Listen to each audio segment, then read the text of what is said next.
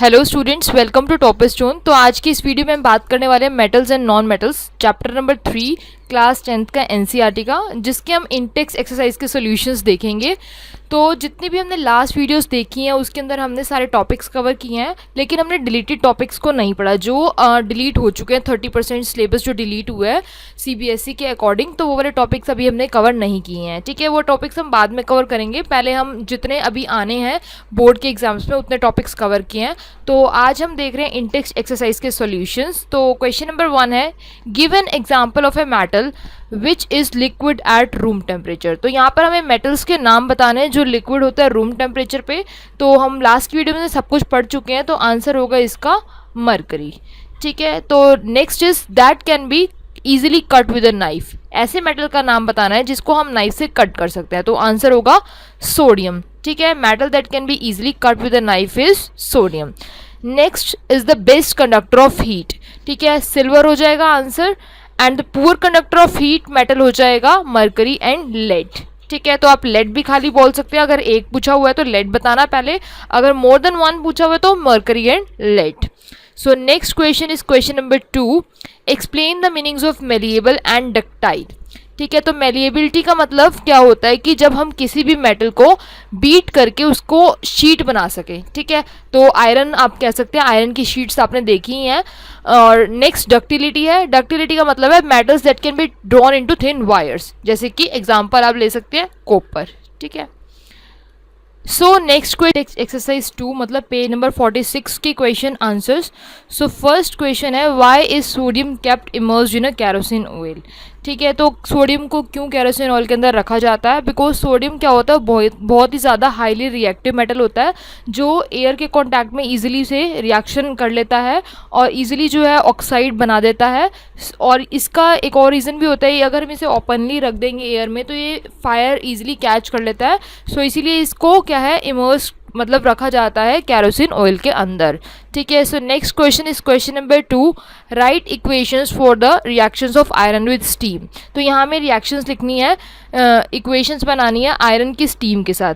अब देखो आयरन का सिंबल क्या होता है, Fe, और स्टीम मतलब उसके अंदर वाटर होता है, तो यहाँ पर लेंगे H2O और यहाँ पर जो प्रोडक्ट बनेगा iron oxide and hydrogen gas. अब iron oxide Fe3O4 plus H2। अब इसको यहाँ पर बैलेंस कर लेंगे, ये बहुत ही सिंपल है।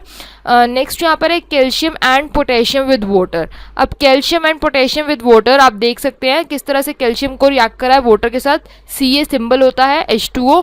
और जब भी कैल्शियम जो है वाटर के साथ रिएक्ट करता है तो हमेशा क्या बनाएगा, हाइड्रोक्साइड। ठीक है, तो कैल्शियम हाइड्रोक्साइड बन गया, प्लस में हाइड्रोजन एंड हीट रिलीज होएगी।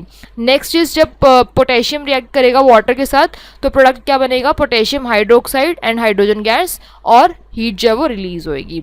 ठीक है, next question is question number 3, samples of 4 metals that is ABCD were taken and added to the following solution one by one, the results obtained have been tabulated as follows। तो यहाँ पर 4 metals दिए गए हैं ABCD, तो आप देख सकते हैं ये मेटल्स हैं।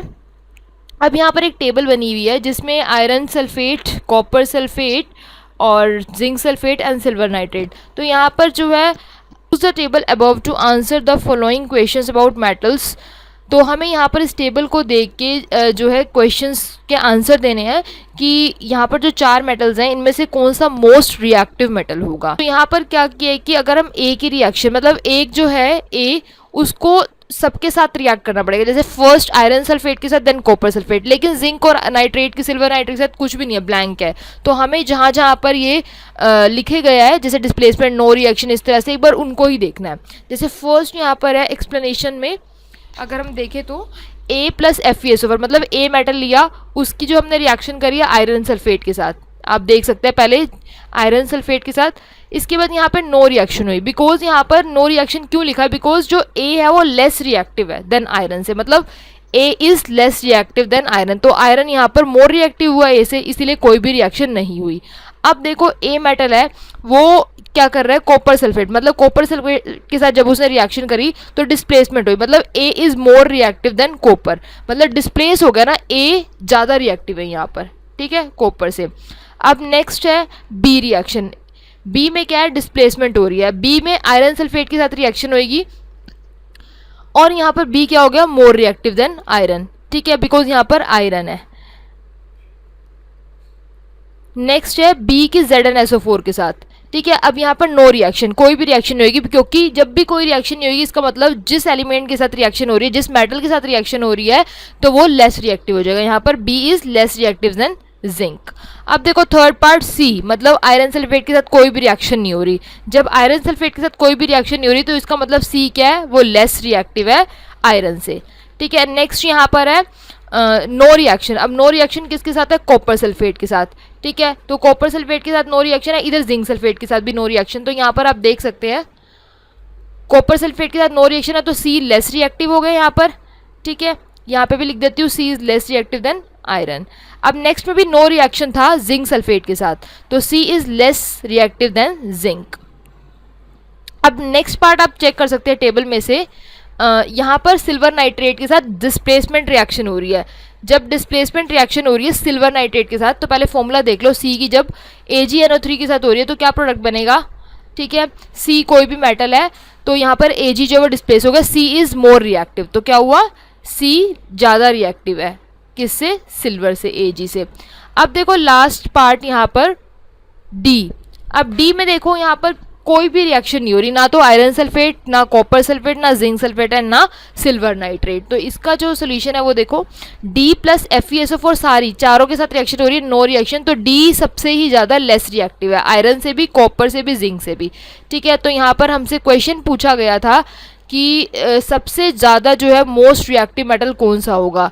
तो मोस्ट रिएक्टिव मेटल आप इनके साथ कंपेयर करके बता सकते हैं कि इनमें अगर हम यहाँ पर जो जो मेटल दे रखे हैं तो उनके साथ हमने रिएक्शन करी है। आपको पता है ये कौन कौन से मेटल हैं, यहाँ पर जिंक था, आयरन था, कॉपर था, ठीक है, और सिल्वर था। तो यहाँ हमने एक तरह से एक रिएक्टिविटी सीरीज़ बना ली। तो जिंक आपको पता है रिएक्टिविटी सीरीज़ के अकॉर्डिंग मोस्ट रिएक्टिव होता है, उसके बाद जो आयरन की रिएक्टिविटी आती है, एंड देन लास्ट में जो है वो सिल्वर, गोल्ड, प्लेटिनम ये सब आते हैं। ठीक है, तो मोस्ट रिएक्टिव कौन सा हो गया, बी हो गया। अब नेक्स्ट बी पार्ट जो है यहाँ पर क्वेश्चन देख लेते हैं एक बार। What would you observe is B is added to a solution of copper sulphate. अगर बी को कॉपर सल्फेट सोल्यूशन के अंदर डाला जाए तो क्या होगा, तो इट वुड डिस्प्लेस कॉपर। ठीक है, क्योंकि डिस्प्लेसमेंट रिएक्शन हो जाएगी simply. So next part is arrange the metal ABCD in the order of decreasing reactivity. अब हमें अरेंज करना है इन सब मेटल्स को रिएक्टिविटी सीरीज के अकॉर्डिंग। ठीक है, तो अरेंजमेंट होगी मेटल्स की in the order of decreasing reactivities, B is greater than, A is greater than, C is greater than D। ठीक है, तो चारों को कंपेयर कर लेंगे उस टेबल के अकॉर्डिंग, तो आपको पता लग जाएगा मोस्ट रिएक्टिव कौन सा है, लीस्ट कौन सा है, उसी तरह से इसकी अरेंजमेंट हो जाएगी। अब next question is question number 4, which gas is produced when dilute hydrochloric acid is added to a reactive metal, write the chemical equation when iron react with dilute H2SO4। अब ये पूछ रहा है कि कौन सी गैस रिलीज होएगी जब iron react करेगा H2SO4 के साथ। ठीक है, इस तरह से रिएक्शन हो जाएगी Fe प्लस H2SO4। ठीक है, यहाँ पर भी लिखी गई है, तो हाइड्रोजन गैस रिलीज होएगी और ये एक टाइप की डिस्प्लेसमेंट रिएक्शन है। ठीक है, यहाँ पे आप बता भी सकते हैं ये जो है यहाँ पर डिस्प्लेसमेंट रिएक्शन है, और hydrogen gas is evolved when dilute hydrochloric acid added to a reactive metal, when iron reacts with dilute H2SO4 iron sulphate with the evolution of hydrogen gas is formed. Simple था ये बिल्कुल, यहाँ पे हमसे gas पूछी गई थी तो हाइड्रोजन आ जाएगा। Question number 5 is what do you observe when zinc is added to a solution of iron sulphate. तो जिंक को अगर हम आयरन सल्फेट सोल्यूशन में डालेंगे तो ये भी एक टाइप की डिस्प्लेसमेंट रिएक्शन ही होगी। अब यहाँ पर भी आपको रिएक्शन ही लिखनी है, तो सिंपली सेम ही है, बस ये है कि यहाँ पर जिंक जो वो ज़्यादा रिएक्टिव होगा आयरन से, बस। Next Intex exercise page number 49 के क्वेश्चंस हैं। अब ये बहुत ही सिंपल क्वेश्चंस है, right the electron dot structure of sodium, oxygen and magnesium. तो यहाँ पर आपको जो है सोडियम, मैग्नीशियम और ऑक्सीजन का एटॉमिक नंबर पता होना चाहिए, इनकी इलेक्ट्रॉनिक कॉन्फ़िगरेशन पता होनी चाहिए, और सिंपली उसका डॉट स्ट्रक्चर बना सकते हैं। जैसे कि सोडियम का जो नंबर होता है मैं लिख देती हूँ यहाँ पर, एटॉमिक नंबर 11, कॉन्फ़िगरेशन हो जाएगी 281। अब देखो जो लास्ट में वैलेंस इलेक्ट्रॉन होता है उतनी ही डॉट लगती है। ठीक है, जैसे यहाँ पे सिंबल लिख लिया सोडियम का Na और डॉट लग गई 1 सिंगल। नेक्स्ट ऑक्सीजन जिसका एटॉमिक नंबर होता है 8। ठीक है, एटॉमिक नंबर 8 है तो कॉन्फ़िगरेशन 26 होगी। अब 6 जो है डॉट्स लग जाएंगी, 1 2 3 4 5 6। ठीक है, 6 डॉट्स लगेंगे। Next is magnesium. मैग्नीशियम का जो एटॉमिक नंबर है वो होता है 12।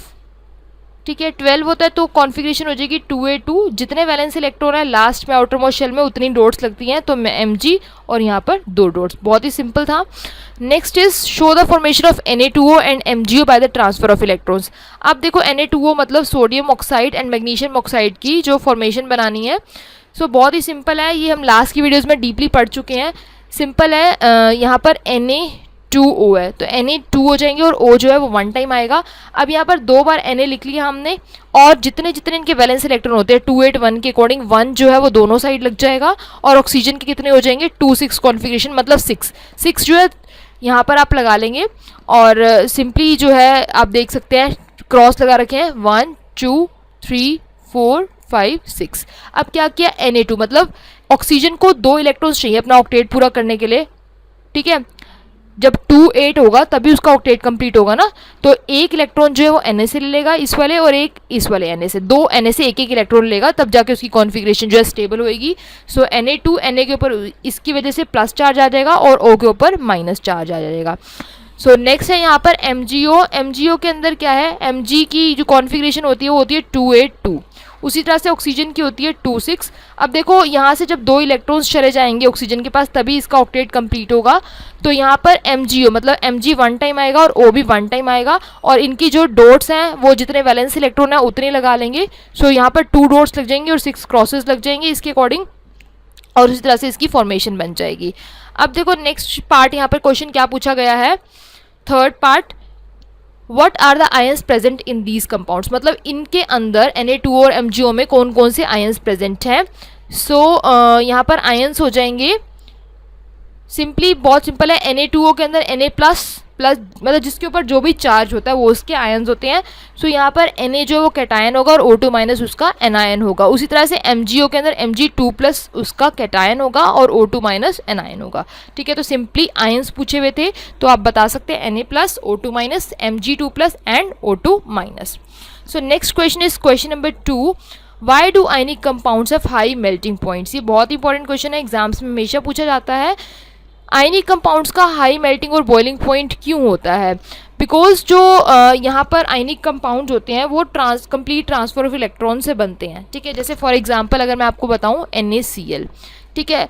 अब जब भी हम NaCl बनाएंगे तो यहाँ पर कंप्लीट ट्रांसफ़र होगा इलेक्ट्रॉन का। अब इसके अंदर क्या होता है कि 2 अपोजिट चार्ज इसके अंदर मिल के एक आयनिक कंपाउंड बनाते हैं। जैसे Na के अंदर क्या है, Na एक प्लस होता है और Cl नेगेटिव होता है, तो जब ये दोनों एक कंपाउंड बनाएंगे वो एक टाइप का आयनिक कंपाउंड होगा। अब क्या होता है कि ionic compounds are formed by the attraction of two opposite ions and a considerable amount of energy is required to break this strong inter-ionic attraction। अब ये 2 अपोजिट आयन से मिलके बनता है आयनिक कंपाउंड, तो अगर हमें इसको ब्रेक करना है तो इसके लिए बहुत ज़्यादा एनर्जी की नीड होती है, बिकॉज इसके अंदर क्या है, बहुत ज़्यादा स्ट्रॉन्ग फोर्स ऑफ अट्रैक्शन होता है, क्योंकि ये कंप्लीट ट्रांसफर ऑफ इलेक्ट्रॉन से बनते हैं, ठीक है। तो इसलिए आयनिक कंपाउंड्स का मेल्टिंग और बॉइलिंग पॉइंट जो है वो बहुत ज़्यादा हाई होता है।